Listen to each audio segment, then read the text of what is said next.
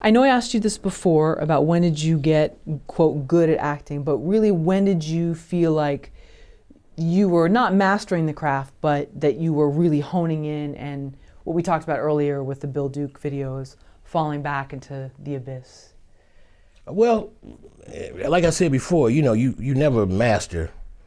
You get good or whatever, but there's always something to learn. And I always take classes. I always stay in classes, and because of the fact that this is a work in progress. But what I feel, I think when I felt like I was really connecting, I don't like to say I really got good. I like to say when I really started connecting to what I was doing. I think that's when I finally stopped trying to be perfect. See, and it kind of hurt me, that whole thing of perfection hurt me musically. It didn't hurt me as much as an actor, and it hasn't hurt me as much as an actor, but it really hurt me musically because I got into a thing as far as singing and musical stuff, trying to be too perfect, trying to make each note sound whatever. And that gets you in your head. And once you get into your head in anything, especially this, you're in trouble. It's like what Bill Duke was saying about stage fright. That's that ego and everything, while you out here judging yourself and what you're doing. And see, that's the same thing, getting in your head, thinking about, well, that didn't sound good, or that note could have sounded better. Why are you performing?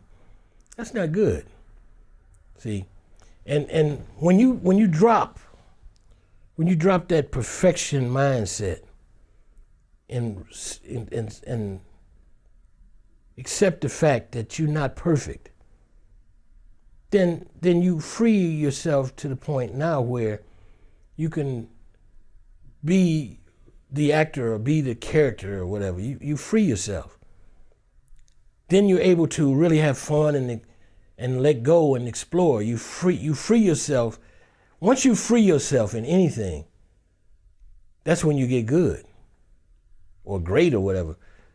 The best actors, like he was saying to everybody, the best actors are the ones that free themselves to just be. Like Meryl Streep, Philip Seymour Hoffman, Daniel Day-Lewis.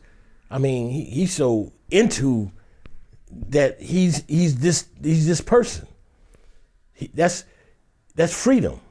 Even though he's so in and locked in, he's still free. He's free of Daniel Day-Lewis, who's a nice, very nice guy and whatnot, normally. But I mean, Daniel Day-Lewis wouldn't take a bowling ball and try to kill some boy with it, throwing it at him.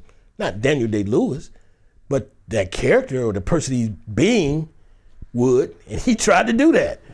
So that's what, to me, is when you become good, and when you recognize that is when you finally accept yourself for who you are and the fact that you're not perfect. Because most actors that try to do everything perfect and that's bad. Because then you're acting. And somebody, I forgot who it was, said, whatever you do, don't ever let them see you act. Don't ever let them see that. Because then you're in trouble. Because then people are looking at you like, you've seen people perform or act and say, okay, that was okay. You didn't really buy it. But the person that you see, like when you said like Christian Bale in Vice or whatever. Oh yeah. He was all the way in. He wasn't trying to be perfect. He was so busy being a flawed person. Dick Cheney is not perfect. Dick Cheney was terrible. He's not perfect. So Christian Bale didn't have to try to be perfect. Okay, I mean, if we get religious or something, the only person I guess closest to being perfect was what, Jesus Christ or somebody. You know what I'm saying? I mean, you know what I'm saying? And Jesus Christ, if you read the Bible, any of that, wasn't perfect himself. He had flaws too.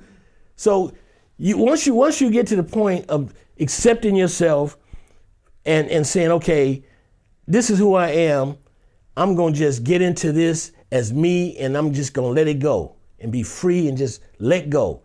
That's when you got some beautiful stuff going on.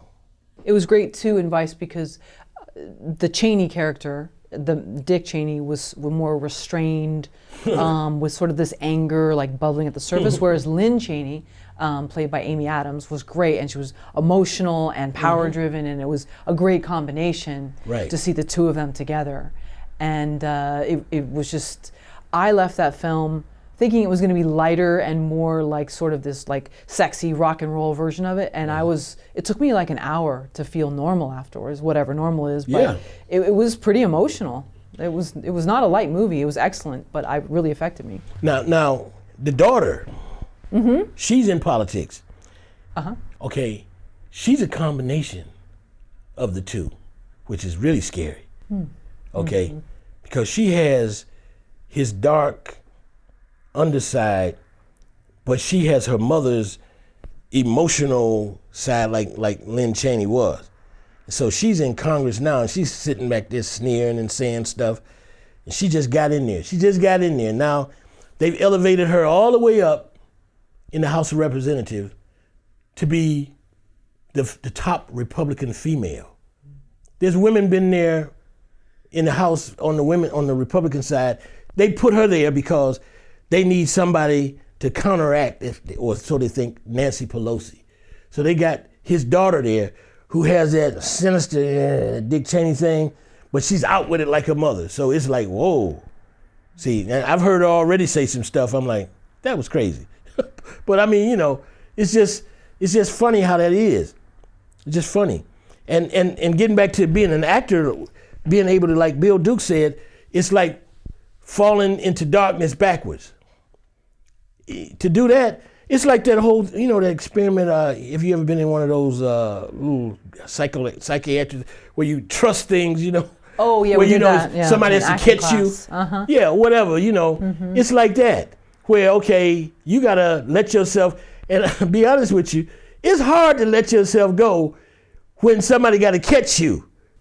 I mean, I don't care how great of an actor you are. It's hard to fall back and you got somebody back here trying to catch you that you don't know, or you don't know if they're gonna be able to catch your big fat ass like me. It's like, okay, I can't let go to this, because I'm scared I'm gonna hit my damn head.